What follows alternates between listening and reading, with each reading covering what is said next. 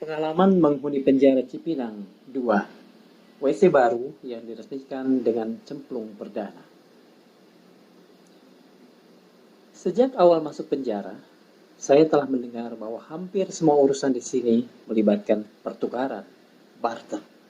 Penjara konon adalah tempat paling ekonomis dalam terpetik, dalam arti yang tak sebagaimana kita pakai sehari-hari di kehidupan normal. Meski soal normal dan tidak normal pun pada akhirnya hanya soal penerimaan.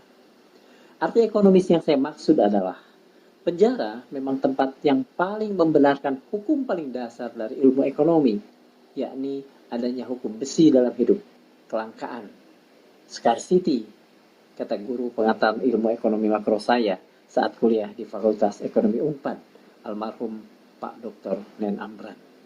Saya termasuk mahasiswa kesayangan beliau, semata karena saya berani sok pintar menulis di koran lokal pikiran rakyat sejak awal-awal kuliah tentang persoalan ekonomi.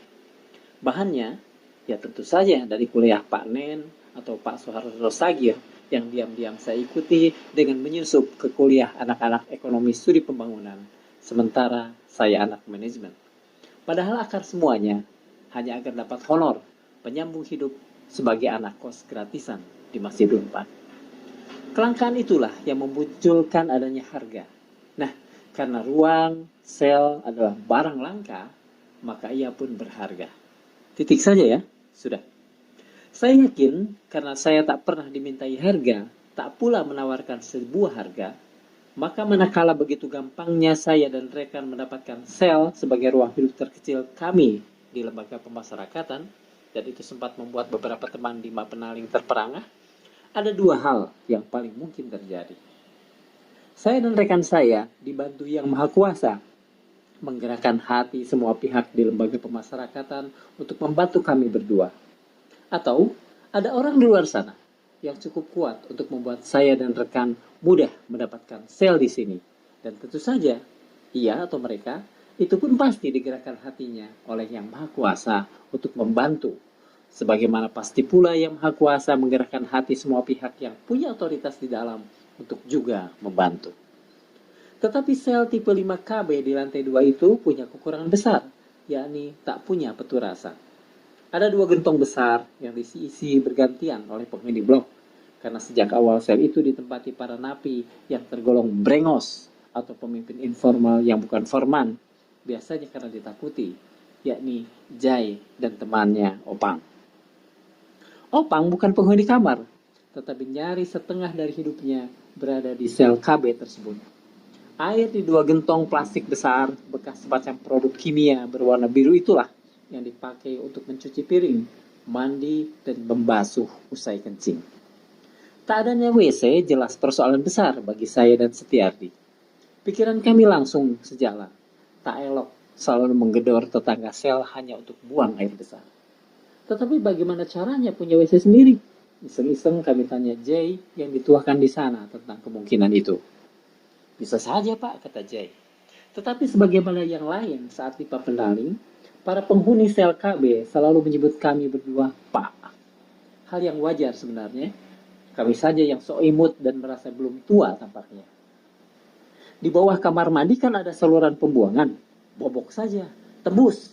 Bikin WC di atasnya. Beres, kata dia. Saya tanya, adakah yang bisa mengerjakannya?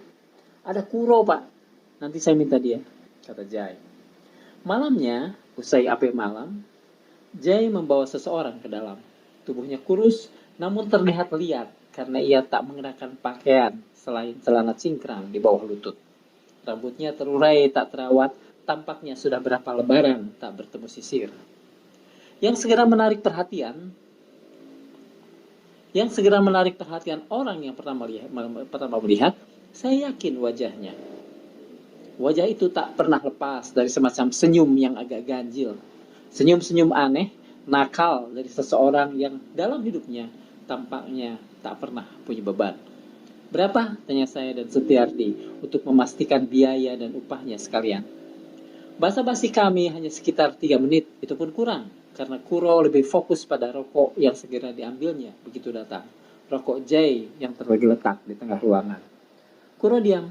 Sudut matanya melirik Jay dan Opang. Ya, asal rokok dan makan Pak, kata dia. Iya berapa? Sebut saja, kata saya.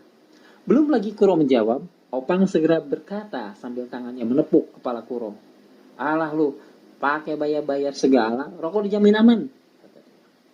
Kuro memegang kepala menghindari tepukan tangan Opang yang tak berhenti, namun wajahnya tetap saja cengengesan. Iya, iya, tapi kan memang ada biayanya. Buat semen, buat pasir, buat ngupah orang bawa ke sini, buat dudukan WC-nya, buat salam tempel kalau ada yang nanya. Akhirnya keluar juga satu angka dari lisan Kuro. Ia minta 1 juta sampai selesai.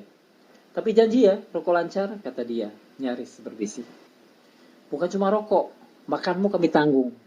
Kami kasih uang cepet. Kau pesan sendiri ke kantin blok tipe 3 ya, kata Setiardi. Tipe 3 adalah blok para napi elit. Biasanya diisi napi koruptor. Para selebritas yang masuk BUI biasanya masuk tipe tersebut. Saat saya di sana, sudah ada A.A. Gatot, Laborasi Torus, polisi kaya dari Papua yang didakwa melakukan berbagai kegiatan ekonomi ilegal, serta Robert Tantular, terpidana kasus Centuri misalnya. Mulai pagi berikutnya, sel kami pun riuh dengan hantaman palu. Entah dari mana si Koro dapat palu gada besar yang biasa dipakai petugas PU untuk menghajar beton itu. Suaranya riuh rendah, membuat hati saya dagdingdung. Jay menutup pintu sel agar suaranya teredam. Tak banyak membantu. Siang-siang sebelum apel pada duhur, seorang petugas jaga datang memeriksa.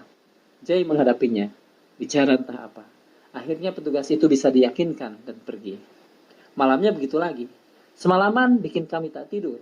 Tapi tak apalah, demi WC yang benar-benar kami perlukan. Paginya, kecuali Jay dan Opang, beberapa sesama penghuni KB terdengar menggerutu, namun segera terdiam karena dihardik Opang. Lu orang sialan biasanya hanya menggerutu. Saya ulangi, lu orang sialan biasanya hanya menggerutu. Pas jadi kan lu juga yang pastinya ikut berak di sini. Siangnya, sekembali dari masjid besar, saya mendengar beberapa orang di lorong membicarakan bunyi-bunyian yang datang dari sel kami. Saya diam saja, pura-pura tak mendengar. Alah, biar saja Pak. Napi memang bisanya begitu, kata Jay. Lupa bahwa tak hanya saya di hadapannya, dia pun sama-sama seorang napi. Malam kedua, bunyi yang ditimbulkan pekerjaan Kuro tak juga berkurang. Esoknya, Jay bilang, semalam sekitar pukul 2 dini hari datang lagi petugas.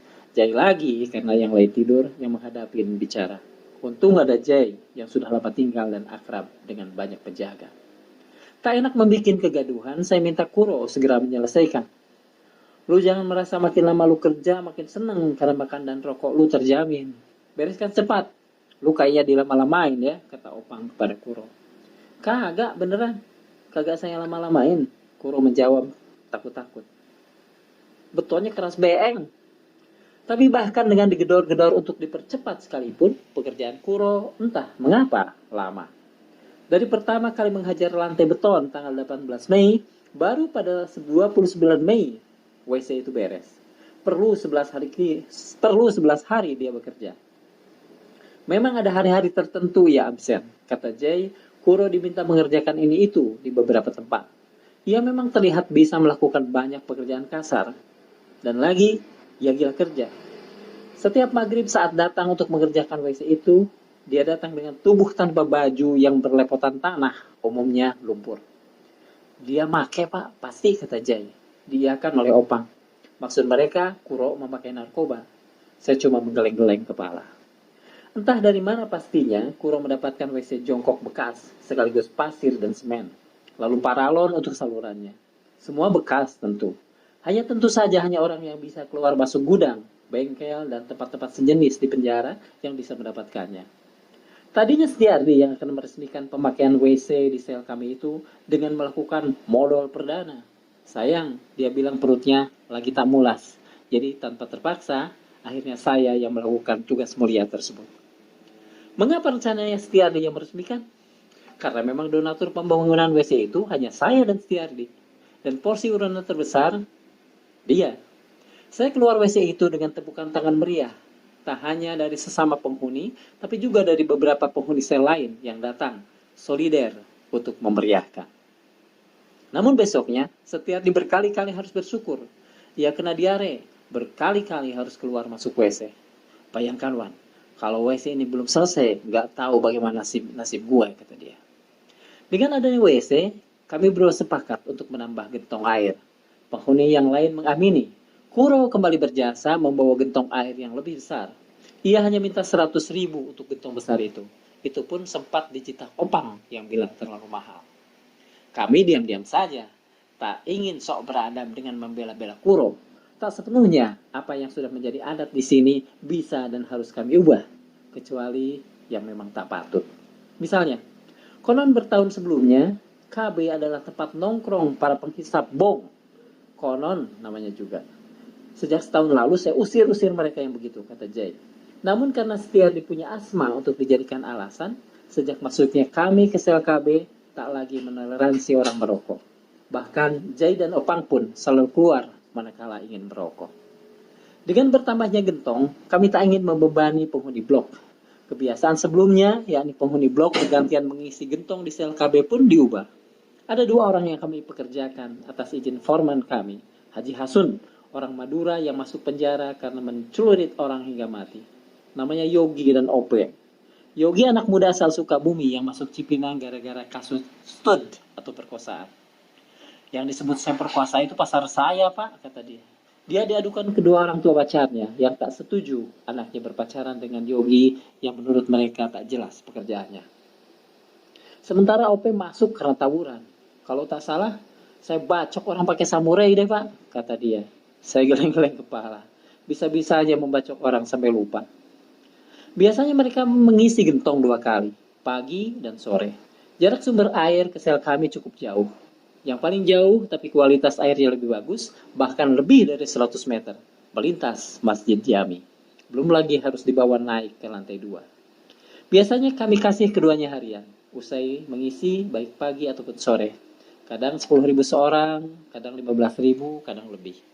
Bukan suka-suka, tergantung adanya dana. Kalau dihitung-hitung cukup juga untuk mereka sebulan. Bisa sampai 100.000 seorang paling pol, paling enggak 600.000 mah pasti lah. Padahal pas memberi kedua anak muda itu membantu, foreman bilang, bantu ya, jangan pernah minta uang. Nadanya keras. Tapi yang mana mungkin kami mempekerjakan orang tanpa membayar. Perbudakan sudah resmi hilang sejak Abraham Lincoln memproklamasikan deklarasi anti perbudakan 1 Januari 1863. Namun 2 bulan kemudian, Yogi kami minta berhenti. Dia ketahuan memakai uangnya, gaji dari kami, untuk menikmati bong malam-malam bersama para penghuni lorong. Tinggal OP yang meneruskan pekerjaan itu. Sendirian. Tentu dengan uang terima kasih yang kini lebih banyak buat dirinya. Banyak gunanya juga menambah gentong. Manakala 3 bulan lebih air ke blok kami berhenti mengalir, akibat permainan tahanan pendamping atau tamping yang mengurus air, kami masih bisa mandi, berwudu, dan lain-lain. Sebagian penghuni blok akhirnya selalu ikut kami saat ada keperluan berwudu. Tak jarang berwudu untuk salat tahajud. Belakangan, mereka membawa sendiri air dalam botol mineral besar dan hanya memakai WC di sel kami sebagai tempat berwudu. Haji Hasun sang foreman, orang baik. Di hari pertama kami masuk blok tipe 5, ia memberi saya beberapa wirid yang kadang saya amalkan manakala ingat. Ada wiridnya, campuran bahasa Arab dan Indonesia yang sering membuat saya berlinang air mata. Itu wirid tobat, kata dia. Haji Hasun selalu membuat saya malu hati. Hampir setiap kali ngobrol dia bilang, saya senang bisa masuk Cipinang ini, Pak Dermawan, Pak Ardi. Saya bisa kenal banyak orang besar. Ada Pak Saipul Jamil, Pak Agatot, termasuk Pak Ardi dan Pak Dermawan ini.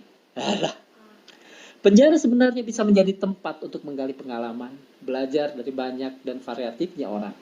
Di blok saya ada seorang warga yang dituakan, karena memang juga relatif lebih tua. Namanya Stepanus. Sepertinya dia dari wilayah timur Indonesia. Saya agak kaget saat berkenalan di musola. Saya Stepanus, katanya. Dia berbaju koko dengan peci putih yang tampak bagus dan baru. Namun tak lama saya ingat kampung saya, Heuleut, Majalengka. Daerah yang begitu banyak pesantren, meski saya tak pernah masuk satupun di antaranya. Banyak di antara teman saya di sana yang bernama Paulus, Johannes, bahkan Paus. Hanya gara-gara kedua orang mereka merasa nama itu gagah. Tapi memang Pak Stepanus tidak begitu. Saya mualaf, kata dia. 15 tahun lalu. Pak Stepanus mantan PNS kepolisian yang masuk Cipinang karena hal kecil yang kemudian ternyata besar urusannya, yakni pemalsuan dokumen. dia kena 20 bulan penjara. Menurut dia, awal dirinya menjadi muslim karena telinganya terus diganggu bisikan yang makin lama makin keras. Ada yang terus bersalawat di telinga saya. Salatullah, salamullah, kata dia bercerita di tengah masjid menjelang duhur. Sejak itu menurut dia, hilang keinginannya untuk datang ke ibadat minggunya. Lalu saya masuk Islam, dia mengaku. Dan suara itu hilang, tanya saya. Ya, tapi sesekali datang kalau saya malas bersalawat. Menurut Pak Stefanus, itu membuatnya membiasakan diri membaca sholawat Nabi hingga 15.000 kali sehari. Itu makan waktu sekitar 9,5 jam, kata dia. Stefanus mengaku sering bermimpi kedatangan Nabi Muhammad SAW. Sejak di sini, bahkan tak harus dalam mimpi, kata dia. Tuh, Nabi sedang tersenyum melihat kita membicarakan beliau, kata dia, menunjuk mimbar Masjid Jami Baitur Rahman, Lapas, Cipinang. Assalamualaikum warahmatullahi wabarakatuh.